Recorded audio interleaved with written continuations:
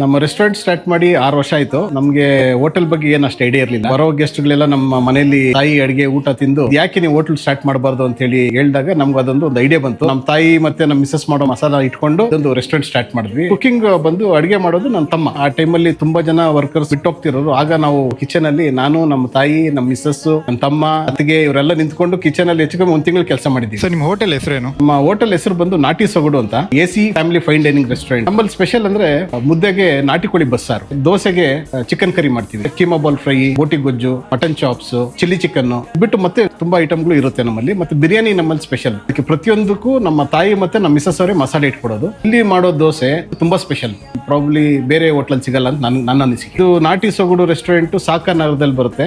ಕೊಡಿಗೆಳಿ signal ಇಂದ service road ಬಂದ್ರೆ ಸ್ವಲ್ಪ ಒಂದು 100 ಮೀಟರ್ ಬಂದ್ರೆ ಸ್ವಾತಿ ಗಾರ್ಡಿಯನ್ ಅಂತ ಹೋಟ್ಲ್ ಇದೆ, ಅಲ್ಲಿ ಲೆಫ್ಟ್ ತಗೊಂಡ್ರೆ ಅಲ್ಲಿದೆ ನನ್ನ ನಾಟಿ ಸೊಗಡು. ನಮ್ಮ ರೆಸ್ಟೋರೆಂಟ್ ಟೈಮಿಂಗ್ಸು ಮಧ್ಯಾಹ್ನ 12 ಗಂಟೆಯಿಂದ ನೈಟ್ 10:30ವರೆಗೆ ಇರುತ್ತೆ. Okay, thank you sir.